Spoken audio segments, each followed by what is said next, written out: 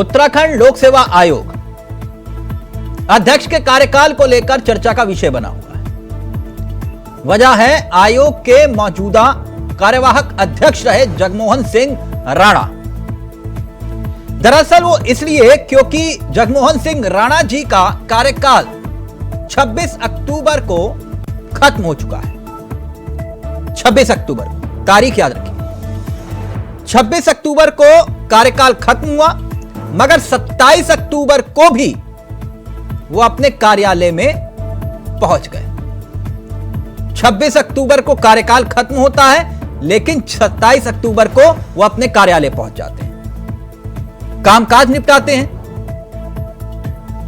और कामकाज निपटाते हुए जब नजर आए तो सवाल खड़े हो गए कि आखिरकार राणा जी किसके आदेश पर काम निपटा रहे थे।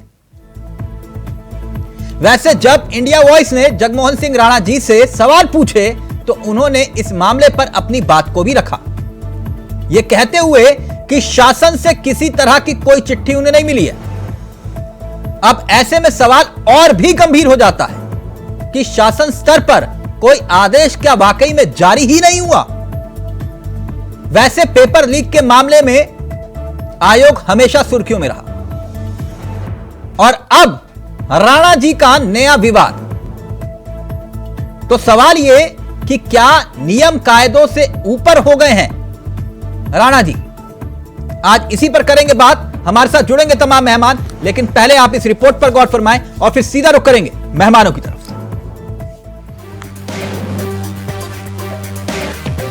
पेपर लीक के मामले में सुर्खियों में रहे लोक सेवा आयोग एक बार फिर से अपने अध्यक्ष के कार्यकाल को लेकर चर्चाओं का विषय बन गया है। आयोग के मौजूदा कार्यवाहक अध्यक्ष जगमोहन सिंह राणा का कार्यकाल वैसे तो 26 अक्टूबर को भले ही खत्म हो गया है, लेकिन उसके बावजूद राणा जी 27 अक्टूबर को भी अपने कार्यालय में बैठकर कामकाज निपटाते हुए नजर आए। उत्तराखंड लोक सेवा आयोग के अध्यक्ष डॉक्टर जगमोहन का जो कार्यकाल है वो समाप्त हो गया है, लेकिन उसके बाद भी आज वो यहाँ पर लोक सेवा आयोग पहुँचते हैं और अपना कामकाज करते हैं। जो कर्मचारी हैं उनके साथ बैठक करते हैं। बैठक के बाद वो जब निकल रहे थे, जब उनसे हमारे साथ बातचीत हुई तो उन्होंने साफ कहा कि अभी उनके पास किसी तरह का कोई आदेश नहीं मिला है और शासन से इस बारे में कोई पुष्टि अभी नहीं हो पाई है उनको कि उनका कार्यकाल बढ़ा है या उनका आज जो एक दिन पहले उनका कार्यकाल पूरा हुआ है उसकी क्या स्थिति है। हालांकि जिस तरह से लोक सेवा आयोग पिछले दिनों जो भर्ती परीक्षा हैं उनको लेकर सुर्खियों में रहा है और उसके बाद अब जिस तरह से जो अध्यक्ष हैं उनके कार्यकाल को लेकर एक सवालिया निशान बिल्कुल उठना तय है, क्योंकि जो एक दिन पहले जब कार्यकाल समाप्त होता है उसके बाद भी वो यहाँ पर बैठकर मीटिंग लेते हैं। वैसे तो शासन स्तर पर आयोग के अध्यक्ष या सदस्य के कार्यकाल का विस्तार का कोई प्रावधान नहीं है, लेकिन इसके बावजूद भी जगमोहन सिंह राणा का अपनी कुर्सी पर बैठ काम निपटाना कई तरह के सवाल खड़े कर रहा है। इस बाबत जब इंडिया वॉइस ने राणा जी से बात की तो उन्होंने इस मामले में शासन से बात करने की बात कह दी। उन्होंने कहा कि उनके पास शासन से किसी तरह की कोई चिट्ठी नहीं आई है। सुनिए क्या कहना है राणा जी का। एक्चुअली में हमें थोड़ा सा यही जानना था कि सर कार्यकाल का सर नहीं बढ़ गया है। हमें केवल मेरे पास नहीं होता इसका, शासन से होता नहीं सर। आपको भी शासन से आई नहीं। अच्छा, कार्यकाल वैसे खत्म हो गया ना आपका सर? ये किसने कहा है? तो शासन बताएगा ना। तो कब तक का था वैसे सर? कार्यकाल कब तक का था वैसे? मुझे पता नहीं है। अच्छा, मुझे पता नहीं, अग्रिम उसका लिखा हुआ है। चलो तो वैसे अभी शासन से पूछ लिया, शासन जैसा कहता है वैसा बताएगा।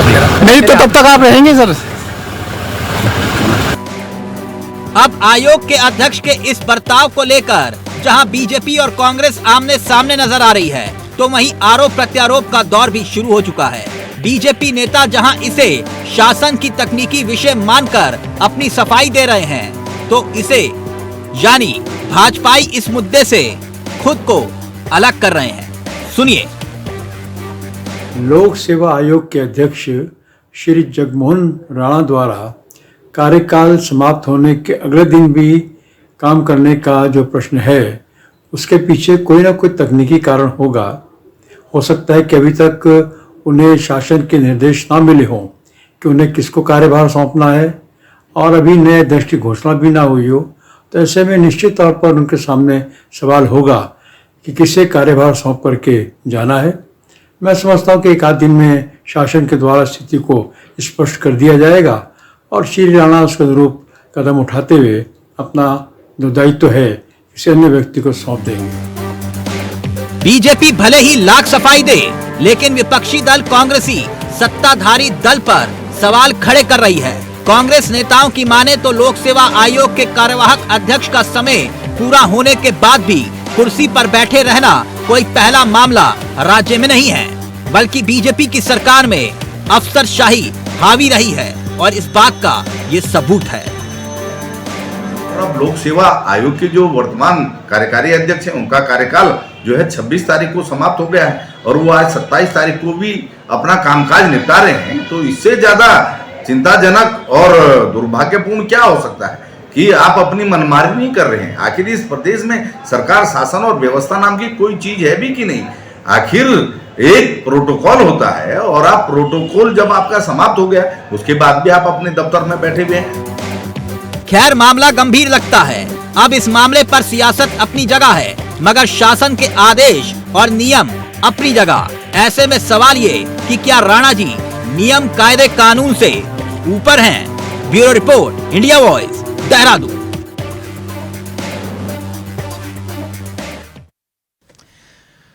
तो सीधा रुख करेंगे अपने मेहमानों की तरफ। मसला वाकई में बेहद गंभीर है।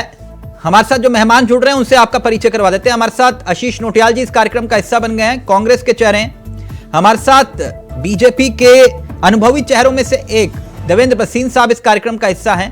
साथ ही उमा सिसोदिया जी इस कार्यक्रम का हिस्सा बन गए जो कि आम आदमी पार्टी का चेहरा है। तो भसीन सर, मैं इस चर्चा की शुरुआत आपके साथ करना चाहूंगा। तो राणा जी का कार्यकाल बढ़ गया सर, किसी को पता ही नहीं चला, ये कब हुआ? लगी सबसे पहले तो मैं ये कहना चाहूंगा कि कोई भी जो भी आपके रिपोर्ट में कहा गया नियम कानून से राज्य में ऊपर नहीं है, हर व्यक्ति को नियम जारी चलना है। लेकिन जो विशेष प्रकरण है इसमें मेरी बात राज से भी हुई है।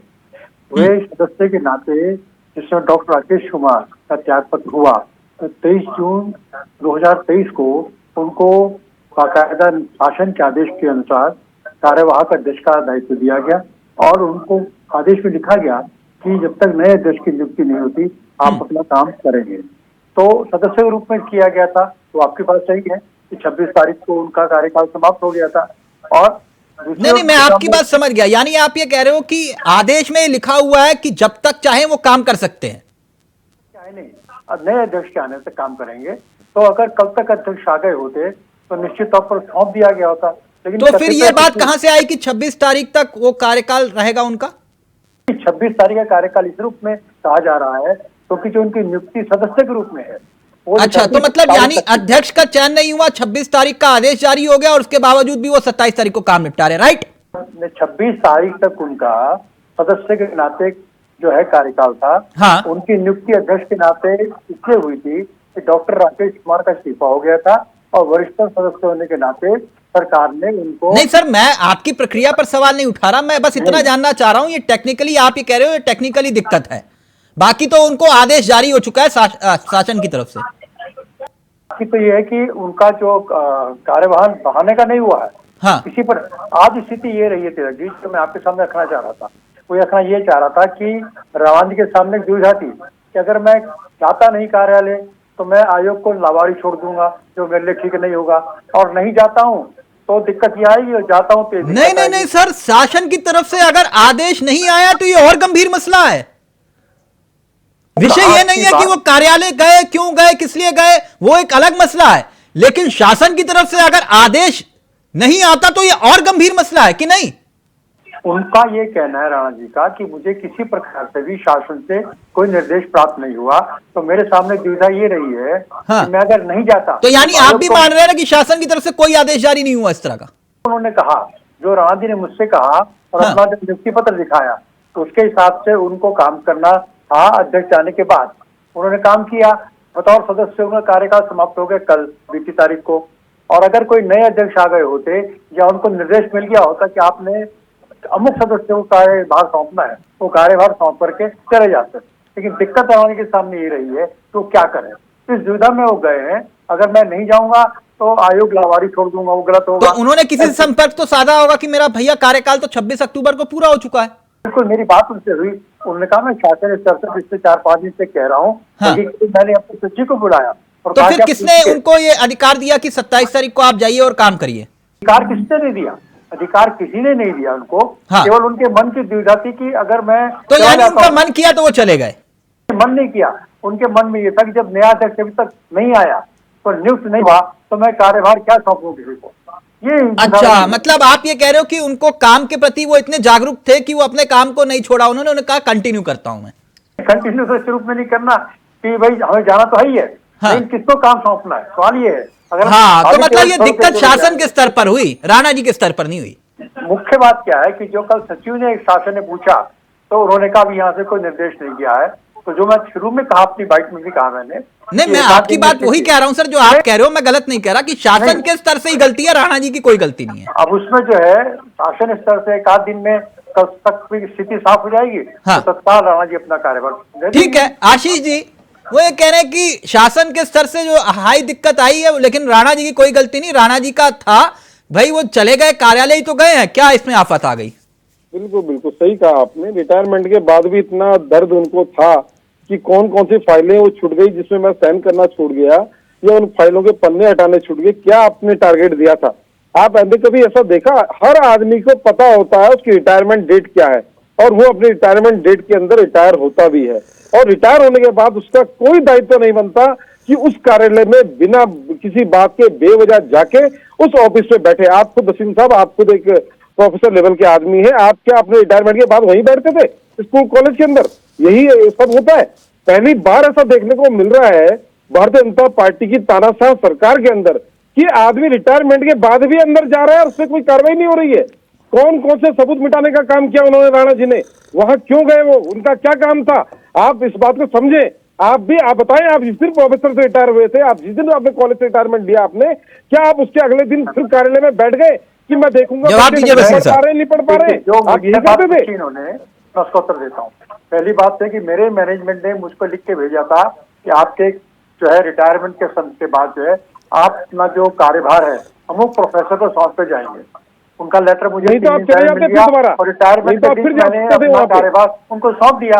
उसमें तकनीकी स्थिति कोई थी नहीं पाता कि कोई नहीं था। अगर ना बोलते तो आप रिटायर ना होते क्या प्रोफेसर साहब? प्रिंसिपल था वहाँ पर, और नए प्रिंसिपल की जब नियुक्ति उन्होंने मैनेजमेंट ने 3 दिन पहले कर दी तो मैंने रिटायरमेंट की डेट की शाम को आफ्टरनून में अपना कार्यभार जो उनको सौंपा और फिर वहां से आशीष जी। मेरे अच्छा। तो अब आप पूछने जाते हैं वसीम साहब कैसा चल रहा है, सही चल रहा है कि नहीं चल रहा है कॉलेज? इस कॉलेज के अंदर कोई दिक्कत आ रही तो बताओ, मैं एक्सप्रेस वाला आदमी हूँ, इस कॉलेज को 2 साल संभाला है, अभी भी आपको दिक्कत महसूस होती होगी? कई दिक्कतें आती होंगी कॉलेज में, आप भी अपना जो मेरा बात रख सकते हैं कॉलेज के अंदर, क्या ऐसा होता है? आपने वहां छोड़ के आप राजनीति में आ गए, इससे बड़े उस कॉलेज को फिर भी देखते रहते हैं, आपका अधिकार था, आप इस काम को करते। देखिए वसीम साहब, आप बहुत बड़े हैं, हमारे सबसे बड़े आदरणीय हैं, लेकिन देखिए सच को स्वीकारें, अगर कोई रिटायरमेंट के बाद भी जा रहा है और फाइलों के साथ छेड़खानी कर रहा है तो ये सरकार का दायित्व बनता है। पूछे आप किस उससे गए थे वहाँ? नहीं तो वसीम सर बता रहे हैं ना, वो मसला शासन के स्तर का है। एक मिनट उमा जी, एक मिनट उमा जी, आप किस तरह से देखती है इस पूरे विषय को? क्या वाकई में गंभीर है या फिर गंभीर बनाने की कोशिश की जा रही है? आशीष जी कह रहे हैं कि भाई फाइलों से छेड़छाड़ हुई, इस बात की क्या गारंटी? प्लीज उमा जी का ऑडियो। देखिए चादर जी। जी, अभी मैं वसीम सर का बात सुन रही थी आपकी। आपने कहा कि अभी नए अध्यक्ष नियुक्त नहीं हुए हैं, यानी कि आप ये देखिए लोक सेवा संघ ये जो हमारा आयोग है इसके अध्यक्ष अभी तक नियुक्त नहीं हुए हैं और पुराने अध्यक्ष को मजबूरी वश ऑफिस जाना पड़ता है, ये बात वो कहना चाह रहे थे। हाँ, तो मजबूरी से गए उनका। हाँ, मजबूरी में गए, वो अनाथ नहीं छोड़ सकते थे अपने ऑफिस को क्योंकि हाँ। कोई नया अध्यक्ष नहीं था, तो इसलिए वो वहां पर गए। चलिए हम मजबूरी मान लेते हैं। अब गलती किसकी है? नया अध्यक्ष कौन नियुक्त करेगा? हमारे स्टेट की एक सबसे महत्वपूर्ण बॉडी जिसका अध्यक्ष कम से कम 6 महीने पहले नियुक्त हो जाना चाहिए था कि भाई ये 26 अक्टूबर को रिटायर होंगे तो 27 अक्टूबर को आप यहाँ पर अध्यक्ष बनेंगे और आप उनको हैंड ओवर करेंगे अपने ऑफिस को। लेकिन अगर आपने अध्यक्ष नियुक्त नहीं किया तो अब आप ये लोकायुक्त वाली स्थिति कर दिए कि ऑफिस भी खोल दिया, सब कुछ कर दिया, लोकायुक्त नहीं है। अगर ऐसे ही संघ लोक सेवा आयोग का भी अध्यक्ष नहीं बनाना है तो कोई बात नहीं, चलने दीजिए फिर ऐसे ही। लेकिन एक व्यक्ति जो 26 तारीख को रिटायर हो चुके हैं, कहीं ना कहीं आशीष जी की बातों से भी मैं सहमत हूँ, एक व्यक्ति जो रिटायर हो चुके हैं उसके बाद उनको वहां पर जाकर ऑफिशियली काम करने का अधिकार नहीं है। अगर वो चाहे अपने दोस्तों से मिलने जाए, चाहे चाय पीने जाए, हालचाल पूछने जाए तो बात अलग है, उसको हम नहीं रोक सकते। लेकिन ये कहना कि वहां पर रिटायरमेंट के बाद जाना और नए अध्यक्ष की नियुक्ति ना होना एक बड़ा क्वेश्चन मार्क। वसीम साहब जवाब दीजिए, वाकई में गंभीर मसला है। वो कह रहे कि अगर शासन के स्तर पे ये आदेश जारी नहीं हुआ, ये मालूम ही नहीं चला कि कार्यकाल खत्म होने वाला है, और अध्यक्ष की नियुक्ति कौन करेगा वो पूछ रही है मैडम, बताइए। मैं पहली बात तो मैं ये कहना चाहूंगा कि ये जो नियुक्ति का प्रसंग है कहाँ अटका रहा होगा, इसके बारे में तो जो संबंधित अधिकारी बता पाएंगे। लेकिन मैंने आपको जो दुविधा थी उनकी बता दी। सेमवाल जी कह रहे कि फाइलों से छेड़छाड़ की गई है, तो रावण जी कम से कम ऐसे रखी तो नहीं, लेकिन अगर करीबी होगी, अगर मैं अगर करीबी होगी तो ऐसे भाग नहीं सकता कोई व्यक्ति। हर चीज रिकॉर्ड पर है, हर चीज रिकॉर्ड पर है। मैं कह रहा हूँ कि हर चीज रिकॉर्ड पर है। अगर कोई उन्होंने गलत किया होगा, उन्होंने कुछ गलत किया होगा तो सामने आ जाएगा। मैं बिल्कुल इस बात से सहमत हूँ कि फाइलों में छेड़छाड़ नहीं होनी चाहिए। तो बड़ा क्वेश्चन मार्क। मेरी बात सुनिए, मेरी बात तो बोलने दीजिए मुझे। मैं ये नहीं उमा जी, वसीम सर कह रहे हैं कि बैकडेट में कुछ नहीं होता, जो होगा ऑन रिकॉर्ड सब कुछ सामने आ जाएगा, बैकडेट में भी कुछ नहीं होता। वसीम सर अपनी बात पूरी करें। पदाधिकारियों के सबूत जुटाने का काम कर रहे हैं कि जो चीज की है सारे देखिए, सचिव मौजूद है वहाँ पर, अन्य अधिकारी मौजूद हैं। अगर किसी ने कोई गड़बड़ करी होगी वो सामने आएगा, और अगर कोई गड़बड़, यानी आप ये कह रहे हो कि जांच हो सकती है इस मामले की? क्यों आएगा? लास्ट में मैं कह रहा हूँ ये आरोप जो लगा रहे हैं। नहीं आरोप लगा रहे तो जांच करवाएंगे आप? नहीं देखिए ऐसा है ना, अब हर आरोप की जांच तो नहीं हुआ करती इस प्रकार से। अच्छा, तो मतलब ये नॉर्मल मामला है कोई आपके लिए? देखिए मैं ये कह रहा हूँ कि अगर कोई इन पे पुख्ता प्रमाण है कि कोई गड़बड़ की गई है, नहीं सर, कैसे पता चलेगा पुख्ता प्रमाण है? कैसे आशीष जी तो वहां पे बैठे नहीं थे ना उमा जी? नहीं देखिए ऐसी बात है ना, जो अधिकारी सचिव मौजूद है, तो सरकार का बड़ा अधिकारी मौजूद है वहाँ पर, तो उसके सामने सब कुछ हो रहा है। सारी फाइलें उमा जी रिएक्ट करना चाह रही, फिर आ रहा हूँ आशीष जी, बोलिए उमा जी। मैं इनसे सर से सिर्फ एक बात पूछना चाहती हूँ। उन्होंने कहा कि अध्यक्ष नियुक्त नहीं हुआ, ये बात वहाँ के अधिकारी देखेंगे कि अध्यक्ष जो भी सीनियरिटी के हिसाब से कौन बनेगा। एक हमारे अध्यक्ष जो है उनकी रिटायरमेंट हो जाती है और नए अध्यक्ष वहाँ पर नियुक्त नहीं होते हैं। हमारे प्रदेश की इतनी बड़ी संस्था बिना अध्यक्ष के, मतलब बड़ा क्वेश्चन मार्क है तिलक जी। आप ये समझिए कि क्या सरकार को बिल्कुल ये देखने की आवश्यकता नहीं है कि उनके अधिकारी किस तरीके से काम कर रहे हैं? नया अध्यक्ष चुना या नहीं चुना गया, कौन है वहाँ पर जो सेकंड नंबर पे सबसे सीनियर था, जिसको पोस्ट मिलनी चाहिए थी अध्यक्ष की? अगर वो नहीं मिली है तो इसका जिम्मेदार कौन है? यानी आपको ये संदेह है, जो आशीष जी को संदेह है कि कुछ बड़ा खेल हो गया? 100%। जिस तरीके से लोक सेवा आयोग के ऊपर हम लोग बार नहीं बसीन सर मुस्कुरा रहे हैं, आप मुस्कुरा रहे हैं बसीन सर। वहाँ पर इतने बड़े घोटाले हुए हैं, वहाँ पर इतने नकल माफिया पकड़े गए हैं, तो उसकी सीबीआई जांच होनी चाहिए। कहीं ना कहीं कुछ ना कुछ दाल में काला तो सबको नजर आ रहा है। और मैंने कहा अगर कहीं गड़बड़ हुई तो फाइल तो हुई है ना, तो सामने आ जाएगी। वो तो हो गई, जो गया वो गया, अब नहीं मिलने वाला। सारे प्रूफ हटा दिए उन्होंने, तभी तो गए। चले गए। रिटायरमेंट के बाद एक आदमी ऑफिस में अंदर बैठता है, आप कह रहे हैं कि कुछ गड़बड़ी नहीं हुई। क्यों बैठा हुआ आदमी? उसे इतना दर्द था तो पहले काम करके बताइए ना, आप कुछ प्रमाण बोलिए ना। पद में रहते हैं, काम नहीं करते, उसके बाद आप सबूत मिटाने के लिए वहां जाते हैं। वहाँ और सदस्य भी हैं। एक चीज बताऊं मैं आपसे ना, वहाँ पर और सदस्य भी हैं, बड़े बड़े अधिकारी मौजूद हैं। अगर आप कोई प्रमाण दे दें या केवल आरोप लगाने से क्या होने वाला है? आपने कोई आरोप लगाने की नहीं है बात, एक बड़े अधिकारी जो पैसे रहा हो, आप कैसे कर लेटर होना चाहिए कि आपने कौन सा लेटर दिया? आप कैसे कर सकते बिना आयोग के इतने बड़े प्रोफेसर हैं और इतने बड़े पद से भी रिटायर हुए हैं, आप कैसे कह सकते हैं बेईमानी कर इस व्यक्ति ने? यही तो करते हैं बेईमानी, ईमानदारी करा, छोटा चपरासी क्या कर लेगा? बेईमानी यही करते हैं। आयोग का जब इन्हें लगता है कि इस फाइल से कागज हटाने रहेंगे तो इस तरह की हरकतें होती हैं। नहीं किसी के कैरेक्टर पे कोई सवाल नहीं उठा रहा वसीम सर। ना एक मिनट मैं बिल्कुल क्लियर कर दूं, ये मुद्दा बिल्कुल क्लियर कट है। अगर शासन के स्तर से आदेश नहीं आया राणा जी को, ये गंभीर मसला है। सवाल ये है कि मालूम था कि इतनी तारीख को वो रिटायर हो रहे हैं, ये तो क्लियर था ना सर? जी बिल्कुल ये तो क्लियर था। और ये भी मालूम था कि इतने बजे तक उनका कार्यकाल है। अब इसके बाद 27 तारीख से कोई नहीं आएगा, ये भी क्लियर था। और शासन के स्तर से अगर आदेश जारी नहीं हुआ है तो और गंभीर मसला है सर। ये विषय ये है, उनके कैरेक्टर पर कोई सवाल नहीं उठा रहा। वो कह रहे कि ऐसा भी हो सकता है, आप कह रहे हो कि जांच की जरूरत नहीं है, बात खत्म हुई। लेकिन सवाल तो ये खड़ा हो रहा है ना सर कि आखिरकार शासन की तरफ से आदेश क्यों नहीं मिला उनको? अब ये जो बात आप कह रहे हैं ये अपने आप में महत्वपूर्ण है, मैं एग्री करता हूँ। अब कौन अधिकारी इस लैप्स के लिए जिम्मेदार है, ये तो बात सामने अभी आएगी। हाँ। लेकिन जो ताज का कांड हुआ है उसके भी दुर्भावना कहीं नहीं है, केवल एक तकनीकी मुद्दा था और एक दूसरा सर तकनीकी, आप तकनीकी कह रहे हो, आशीष जी वो कह रहे तकनीकी मसला है सिर्फ। देखें, ये तो सोची समझी रणनीति के तहत हुआ है। ये रात को घर गए, रिटायरमेंट हुआ और उन्होंने सोचा उस फाइल के अंदर वो कागज है जिससे इन लोगों ने फंसना है, और इनके माका का ऊपर से फोन आया कल को तुरंत जाओ और उस फाइल से ये सारे सबूत मिटाने का काम करो। इन्होंने उस काम को किया है और उसके अलावा कुछ नहीं। देखिए, आपको सब कुछ पता होने के बाद अगर आप ऐसा कर रहे हैं, क्या सरकार को पता नहीं था पदमुक्त होने वाले, क्या उनको पता नहीं था मैं पदमुक्त होने वाला हूँ? आप नगर निगम के अंदर भी ये सब काम करने वाले हैं। नगर निगम का कार्यकाल खत्म हो रहा है पर आपकी जांचें अधूरी हैं। आप जांच नहीं, आप ये नहीं बना पाए, ना आप ओबीसी सर्वे कर पाए, ना नामांकन लिस्ट बना पाए, सिर्फ इस मकसद से कि आपको वहां अंदर भी बदमाशी करनी है, वहां अंदर भी सबूत मिटाने हैं। नहीं तो क्यों आप रह जाते हैं? 5 साल पहले आपको पता नहीं होता कि अगर 5 साल में कार्यकाल खत्म होगा? क्यों नहीं होता है सब कुछ? क्योंकि आप लोगों की मंशाएं ये है, आप लोगों की मंशाएं गलत है। आप राज्य को लूटना चाहते हैं, आप वो लोग हैं जो राज्य का हित करना चाहते हैं, इसलिए आप इस तरह के काम कर रहे हैं। पदमुक्त होने के बाद कोई मतलब नहीं होता, एक प्राइवेट एम्प्लॉय का भी कोई मतलब नहीं होता कि अपने कार्यालय में दोबारा जाके बैठ जाए। और एक इतना बड़ा अधिकारी बैठता है तो उससे सीधे सीधे सरकार की और उनकी मंशा पे शक होता है कि इन्होंने कोई ना कोई गड़बड़ किया है, और ये गड़बड़ हो चुका है। अब आपने सबूत ही मिटा दिया, अब क्या जांच करेंगे? आप पूछे उनसे कि आप किस आधार पर वहां गए, क्योंकि ये जांच करनी चाहिए। आप उनसे पूछे और इससे पूरा का पूरा ये निकाले कि किस आधार पर किसने बुलाया, क्यों बुलाया, और आप क्या नहीं, करने वाले हैं। एक मिनट उमा जी, एक संस्था के अंदर भी उदाहरण के तौर पर एक न्यूज चैनल का हम अपना ही ले लेते हैं उदाहरण, ठीक, हमें मालूम है कि ये एम्प्लॉय 1 महीने के बाद जाने वाला है, ठीक, हमने कहा भाई नोटिस पीरियड 1 महीने का नोटिस पीरियड, मालूम है कि 1 महीने के बाद वो नहीं आएंगे, तो व्यवस्था होती है। वसीम साहब मैं गलत तो नहीं, और वो वहां पर तो आयोग का मसला है कि नहीं उमा जी, मैं गलत तो नहीं कह रहा ना, पहले से ही तय था, तो फिर ये शासन की तरफ से गलती हुई या गलती होने दी गई, ये भी एक सवाल है।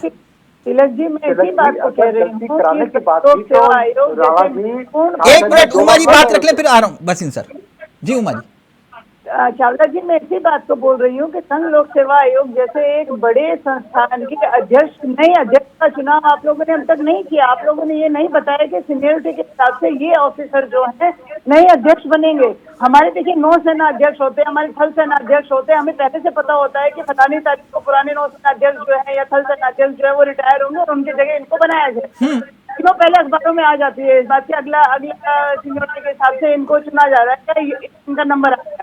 तो क्या संघ लोक सेवा आयोग में ये पहले से तय नहीं हो जाना चाहिए था कि ये जो है ये 27 तारीख को यहाँ पर आकर ज्वाइन करेंगे?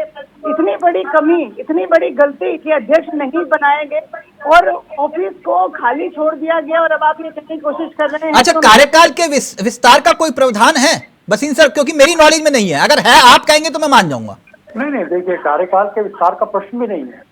अगर राणा जी के मन में कोई गलत बात होती तो वो 2 अधिकारियों के पास प्रदेश के ना जाते कि मेरा कार्यकाल 26 को समाप्त हो रहा है, तो उनको कल भी ऑफिस जाना चाहिए, इसका मतलब, राइट? अच्छा, दूसरा नहीं, अब दूसरी बात है कि अगर शाम तक को निर्देश रहेगा तो वो नहीं जाएंगे। और दूसरी बात मैं ये कहूँगा, नहीं तो शाम तक जो सर पहले से तय था तो अब तक नहीं आया, तो आप एकाएक कैसे आदेश आ जाएगा? आज तो नहीं आ सकता। अगर बात संज्ञान में आएगी कि यहाँ पर कोई लैप्स हुआ है, कोई डिले हुआ है, अच्छा, तो मतलब इंडिया वॉइस मामला उठाएगा और फिर आपके शासन के संज्ञान में आएगा, फिर आप आदेश जारी करेंगे? संज्ञान में तो कल ही आ गया था, शासन में डाल दिया गया था कि आज अपने जो अध्यक्ष जी है कार्यवाहक, इनका कार्यकाल समाप्त हो रहा है। कल सचिव ने शासन में फोन किया था, हमारे लिए क्या निर्देश है, कोई निर्देश नहीं मिला, ये दिक्कत वाली बात हुई है। आशीष जी समझ रहे हैं आप? देखिए, इनको जो है रिटायरमेंट से कई साल पहले आदमी को पता होता मैं रिटायर हो रहा हूँ, और आज नहीं मसला वो कह रहे राणा जी का है ही नहीं, वो कह रहे तकनीकी दिक्कत है। राणा जी को तो अपने घर में पार्टी देनी चाहिए थी कि मैं रिटायरमेंट हो गया। आजकल तो रिटायरमेंट पार्टियां होती हैं, और ये साहब ऐसे हैं जो कार्यालय में जाके बैठ जाते हैं और कागजों के साथ छेड़खानी करते हैं। बड़ा दुर्भाग्यपूर्ण है। आप एक प्रिंसिपल लेवल के आदमी हैं और आपको हमेशा सच का साथ देना चाहिए, इन झूठी पार्टी का साथ नहीं देना चाहिए। झूठे लोग हैं आप, ये झूठे लोग हैं, आपको तो बोलना चाहिए आपको इनके गाइडेंस करनी चाहिए। आप सीनियर आदमी, आप इतने सीनियर आदमी के इनको समझाएं किस तरीके से शासन कर रहे हैं ये लोग। इस तरह आप हटा देते हैं किसी को, आप रिटायरमेंट के बाद फिर दोबारा बैठाने की कोशिश करते हैं, उससे कागजों के साथ छिड़खानी करवाते हैं। बहुत दुर्भाग्यपूर्ण है। देश और राज्य गलत हाथों में, और ये गलत लोग देश को जरूर बर्बाद कर देंगे। इन लोगों का मकसद सिर्फ राज्य को बर्बाद करना है। कोई सिस्टम, कोई नियम नहीं हो सकता है। ये फिर दोबारा ये पद अभी मेयर कुमार जी, आप क्या चाह रहे हैं? आप एक फाइनल कमेंट फिर आ रहा हूं बसीन सर। एक मिनट आशीष जी, एक मिनट। उमर जी, अब क्या चाह रहे हैं आप लोग? देखिए, ये जो कुछ भी हुआ है इस पर जांच वाकई में बैठनी चाहिए कि एक व्यक्ति जो रिटायर हो जाते हैं उसके बाद मेरा एक क्वेश्चन और है बसीन साहब से कि आज इन्होंने जितने फाइलों पे जो भी आदेशों पे साइन किए होंगे, क्या वो बैठना चाहिए कि एक व्यक्ति? हाँ, ये बड़ा सवाल है बसीन सर। वो वैलिड होंगे ना फिर वो, क्योंकि तकनीकी रूप से तो शासन ने कोई आदेश दिया नहीं, वैलिड ही होंगे वो सब कुछ। देखिए, इसके बारे में मेरा एक्सपर्टीज नहीं है, नियम कानून क्या कहते हैं। अगर कोई उन्होंने आदेश जारी किया मतलब फाइल को, मतलब सब कुछ भगवान भरोसे चल रहा है बसीन सर। अगर कोई फाइल उन्होंने छेड़ी है, अगर कोई फाइल उन्होंने पलटी है तो अलग बात है। अगर फाइल को केवल छेड़ा तो आदेश नहीं, अगर मगर तो सर अब तो मुझे भी नहीं मालूम ना आशीष जी को ना आपको, तो फिर तो वही बात होगी उमर जी कह रही जांच करो। प्रूफ मिटाने का तो गए इसलिए थे कि प्रूफ खत्म कर दो सारे। इसी प्रकार से इसमें लैप्स जो अगर मान लीजिए हुआ है, आदेश जारी होने में लैप्स जो हुआ है, इसकी बात तो पता करेंगे शासन के द्वारा किसकी त्रुटि से किसकी नहीं। शासन ने तो खुद ही टेक्निकल रूप से, आप देखिए ना, आप कह रहे हो कि कल भी बात हुई, हो सकता है आज हो जाए आदेश। अब मैं कह रहा हूँ कि अगर आज भी नहीं हुआ तो फिर कल जा सकते हैं ना ऑफिस राणा जी। अब देखो वो तो तय करेंगे, वो ऊपर बात करेंगे, वो तय नहीं तो वो राणा जी तय करेंगे अब, या शासन तय करेगा? नहीं, अंततः शासन नहीं तय करना है। नहीं, शासन ने करना है तो शासन ने तो तय नहीं किया ना सर, तो राणा जा सकते हैं ना राणा जी। देखिए, ये तय भी राणा जी करेंगे, वो क्या महसूस करते हैं।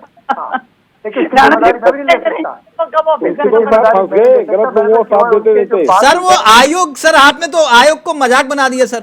नहीं होना चाहिए। आप कह रहे हो कि राणा जी खुद तय करेंगे जाना नहीं जाना। देखिए, पहली बात तो मैं ये कहना चाह रहा हूँ ना कि शाम तक कोई निर्देश आ जाना चाहिए, मुझे उम्मीद है। और अगर कुछ होता नहीं होता है तो ये तय करेंगे राणा जी। सर, क्योंकि एक चीज और भी सर मेरी घड़ी में 6 बज रहे हैं इस वक्त। एक मिनट लास्ट बात, मेरी घड़ी में 6 बज रहे हैं, 6 बजे के बाद आदेश जारी होगा। देखिए, एक बात और कहना, ये और गंभीर मसला है सर। आयोग में जो सदस्य है, अगर सरकार चाहेगी तो किसी सदस्य के लिए आदेश जारी कर देगी, प्रमुख को जो है कार्यभार सौंप दिया जाए। ठीक, या मुख्य को अध्यक्ष नियुक्त करते हैं। ठीक, यानी एकाएक कोई नाम आएगा और फिर उसके बाद तय हो जाएगा, चाहे वो उमा जी का हो, आशीष जी का हो या बसीन साहब का, कोई भी हो सकता है। दो सदस्य ऑलरेडी है वहाँ पर, 2 सदस्य ऑलरेडी वहाँ पर मौजूद है। हाँ, है सर, कर रहे हैं, तो उनमें से किसी का नाम भी आ सकता है। हाँ, तो यानी ये पहले तय हो सकता था जी, आरटी के मुताबिक, जो नहीं हुआ। गलती तो थी ना सर? नहीं, बिल्कुल ठीक है, गलती तो मैं कह ही रहा हूँ, गलत बात तो मैं सही कहूंगा भी नहीं कभी। चलिए ठीक है सर। अब राणा जी के लिए क्या आदेश सर, वो सुन रहे हो अगर आपको तो क्या करें? बड़ी असमंजस की स्थिति है। उन्हें शासन से बात करनी चाहिए, शासन से बात करनी चाहिए, स्पष्टता रहनी चाहिए। ठीक है sir, thank you so much, बहुत बहुत शुक्रिया बसीन सर, आपका भी, उमा जी आपका भी, और आशीष जी आपका भी। बहुत गंभीर मसला है। अगर शासन की तरफ से कोई आदेश जारी नहीं हुआ तो और गंभीर मसला है, और अगर जारी होने के बावजूद भी राणा जी ऑफिस जाके कामकाज निपटाते हैं तो और भी गंभीर मसला है। अब देखते हैं आखिरकार सच क्या है झूठ क्या है, लेकिन इसको लेकर सवाल राजनीतिक लिहाज से भी खड़े हो रहे हैं। फिलहाल मुझे दीजिए इजाजत। नमस्कार, जय हिंद, जय भारत, जय उत्तराखंड।